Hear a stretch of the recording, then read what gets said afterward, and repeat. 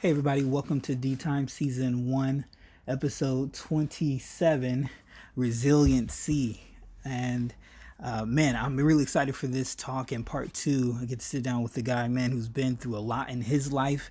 And the reason why I wanted to talk to not only him, but talk about this subject is because, you know, I think there's a lot of people that go through stuff in their life, and a lot of times, we didn't necessarily don't think about it. Maybe it's by choice. We don't think about the things that we've been through. But I think it's important to think about our challenges in the past and think about them in a way and how they've positively affected us and changed us for the future. And resiliency is something that you know is something that is something to cherish and something to really think on in terms of your life and what things have happened and how they shaped you. And I can think of many things in my life that have on the surface they're challenging things to think about and talk about, but really have shaped who I am today, for the better, I should say.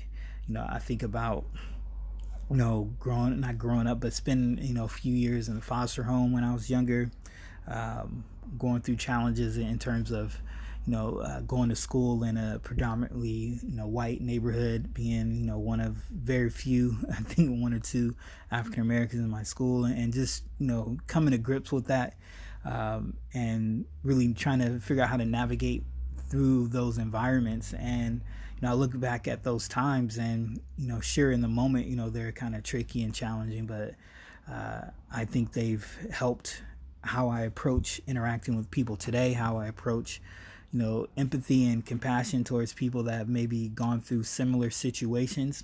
And I see it as a positive, whereas maybe early on in my life, I may have viewed it as a negative. And so being resilient, I think in part is being able to look at, past challenges and being able to uh, view them in a positive light and use them positively to propel you going forward. And so I get to sit down in part 2 with a good friend of mine, Jesse Lane. And man, I know every time he talks about his past and things that he's gone through, it's really cool to see the person he is now and seeing what he's learned, from those challenges and the things that he's gone through. So please stick around for part 2, where I sit down and talk with him. And for those listening, what are some challenging things in your past that you feel has helped shape the person you are today? And really, own those realities. Own that truth, and knowing that resilience is all about pushing forward and using our past and our challenges for the better to help us, in the present. And so thanks for listening to part 1. Please stick around for part 2, where I sit down with Jesse and talk more about being resilient. Peace. Hey, welcome to D Time, part 2 of episode 27. I'm here with Jesse Lane. Jesse, bro, thank you so much for joining me on the podcast. What's up, David? How you doing? I'm doing good, man. So the title of the episode is Resiliency. But before we jump into that topic, I thought it'd be cool to take a couple minutes just to introduce yourself to the listeners. Yeah. Well, good morning, everybody. I think it's a pretty cool opportunity to, use something like a podcast as a form of reaching out. I know that David, it's pretty cool that you have this sort of skill set. It's pretty awesome. But yeah, I think that when it comes to different people, it's pretty cool to think like, man, we're all different. We all have different skills. We all have different strengths. And I think something personally that I've considered really looking into is how different people are, and realizing, man, I need to just learn from you. You've got something that I don't. So I love what you're doing with this whole thing. It's pretty cool. Thanks. No problem, man. So give us some of your background, man. Where you from? How you got here in Seattle, etc. Yeah. Well, I mean, for me, I think that I was born in California, and my family had a pretty heavy background with drugs and alcohol. Um, my dad did a pretty long stretch in prison and got out and met my mom and fell in love and decided to raise 2 kids. And he was a convicted felon, so he wasn't really accepted by the world. He had a lot of really bad tattoos and, just wasn't really very warmly accepted. And so he just went back to what he knew, which was, pretty hard drugs, meth and heroin and things, and pretty much ended up homeless as a family, which spurred us to move to the middle of the country, the heartlands of Kansas. And out there I learned what it meant to work really hard, and I also learned what it meant to get entangled up in just the junk of the world. My first job was at 12 years old. I was also introduced to, I got high with my dad at 13. I got drunk with my dad at 13. I was introduced to like sex and pornography at 13, and it was really just a lot of junk all at once at a really tender age. And so, I just remember my family was, kind of in and out of different churches all throughout that time. And I remember at 16, I was working 19 hours a day, and, I was just imitating my father. You work all day and you don't complain about it, and you numb yourself in between and just start over. And that's the role of a man. And, what my dad didn't know is that, being a father is so much more than a roof and food on the table, right? A father is someone who is able to kind of take you in and say, hey, let me teach you what it looks like to be a man. Let me teach you how to treat a woman, or let me teach you how to have a warm family. And so what that did was it just created I was very emotionally unstable, very just angry all the time. And then he passed away, and in a car accident really suddenly. And that moved my family to Oregon, where I proceeded to get 2 DUIs in that next year and a half. I totaled my car over a dozen times, and was just pretty reckless. And it's crazy because I would have looked you in the eyes and told you I was a Christian. It was crazy. Right. But basically, there's a lot that happened in between there. But I can tell you that, I'm grateful for the men and women out there they have a mission to help other people, because I'd be in prison right now if it wasn't for other people who are willing to give me a chance. So I don't know if that answers your question, but there's a lot I could say in that transition, but. Yeah, no, definitely. I mean, that's perfect. I think it leads right into, again, what we're talking about today is resiliency. And so, for you, when you hear that word resilient, what does that mean to you?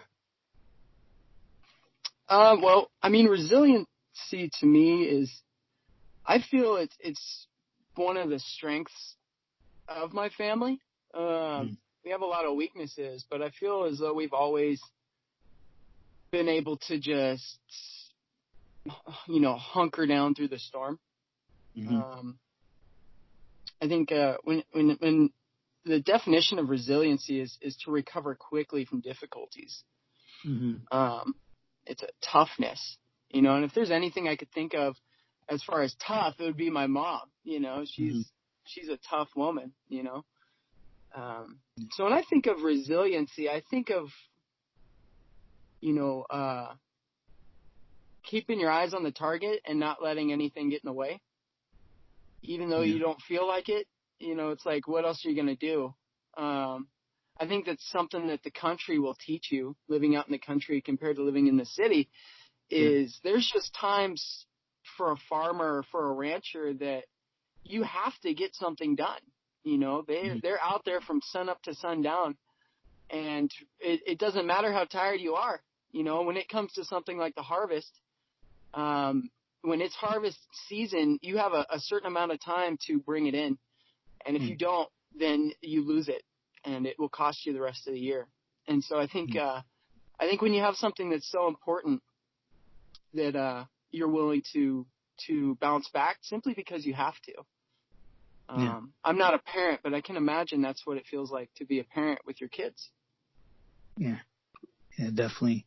And so, a lot of what you're sharing is exactly what what I thought of when I think of resilient. I definitely think of my parents and my mom in particular, and the kind of not paradox but interesting thing about resilience. It's a great characteristic to have as a part of your character, but it's born out of, like you said, challenging times. And so for you, when you're going through those challenging times, or in either past or present, what helps keep you going? I think that in the past, what kept me going was just sheer pride, Mm-hmm. like just like my mom. I mean, she's so prideful and just that kind of iron will that Yeah. nothing is going to get in the way. You're going to plow your way through. And what I've learned is that is just a very destructive approach. Mm-hmm. Um, I think that the majority of the world has that approach, and I think that is the reason why there's so many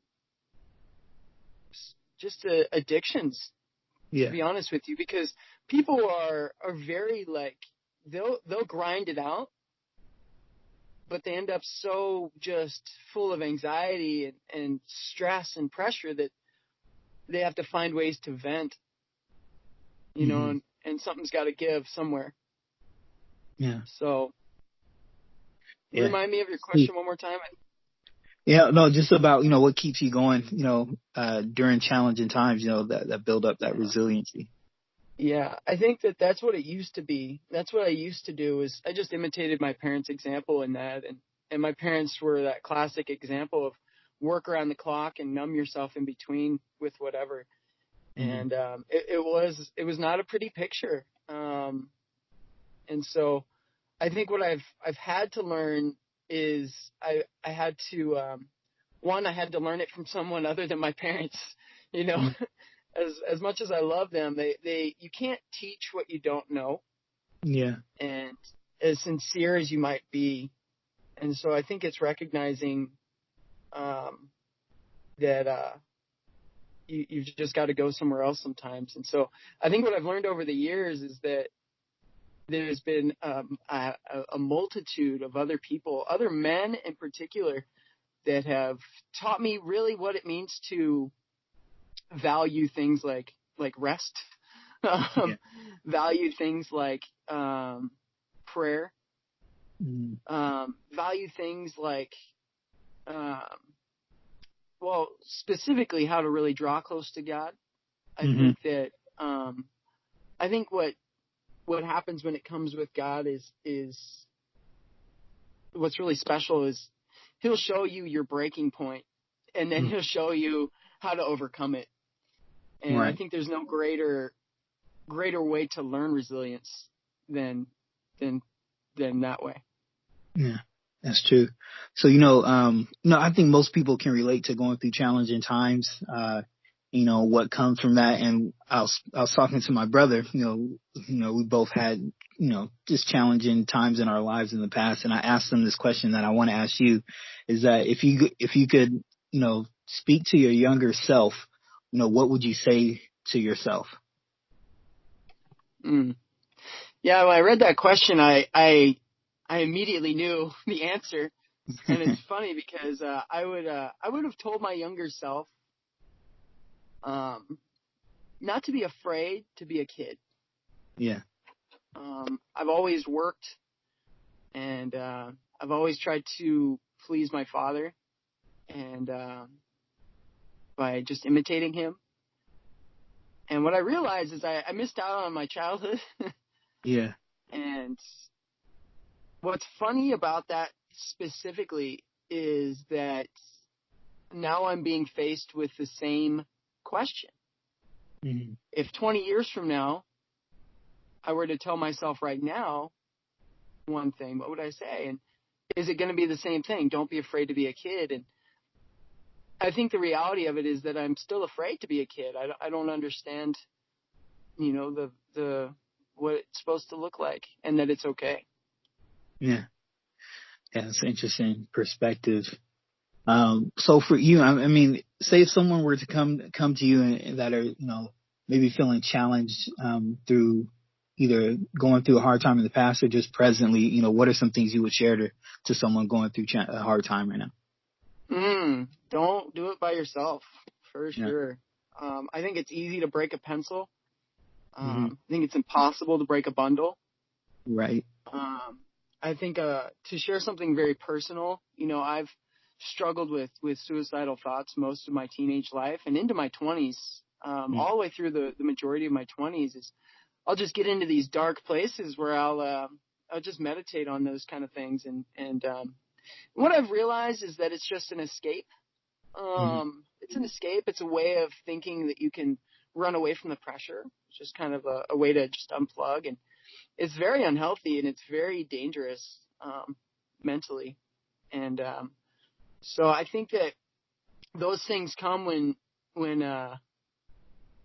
you are not willing to ask for help. It really life is not meant to be a one-man show, and what you realize is that there are people that you need to learn from. I just heard an interesting quote the other day that said, imitation is the core principle of submission. Yeah. Right? It's the greatest way to really compliment somebody is to imitate them. And for me personally, I think that when you're going through a hard time, it's to show you how much you need something greater than yourself, really. Yeah. Yeah. It's true, man. Man, thanks so much for sharing, man. Personally, just reflecting and dropping insights. I want to leave you with, a question that I ask everyone that I sit down with, and it doesn't have to necessarily do with this topic. It can be about anything, but for you, what's been the best piece of advice that someone has shared with you? Or if there's not a top one, maybe something recent. I think the thing that's been just consistently beneficial is that I used to be a perfectionist. Mm-hmm. And I realized that was a defense mechanism. Mm-hmm. And that being a perfectionist isn't necessarily the goal. I think a standard of excellence is the goal. And I think that if your focus is to improve every single day, even if it's just a little bit, that multiplies. And I think that over time, I think that is the most effective principle that has really helped me overcome and not go down that same path of really, drugs, alcohol, divorce, stress, anger, that whole path that my family's always learned. I think that when you're around someone else who lives a sacrificial life and their heart every day is to deny themselves and just change just a little bit to become a little bit better. I think that's the greatest thing that I'd say has helped me. It's awesome. It's awesome. Well, Jesse, man, thank you again, man, for taking the time out to come and chat about this topic. I know a lot of folks are going to benefit from just hearing your story, man. So I definitely appreciate it. For those that are listening, please share, maybe some things that have helped you, build resiliency, or maybe if you're wanting to know how to do that, share and we'll reach back out. You can follow this podcast at D-Time Podcast on Twitter and Instagram. Jesse, thank you so much, man, for taking the time. David, this is awesome, man. I really appreciate you. Sweet. No worries, man.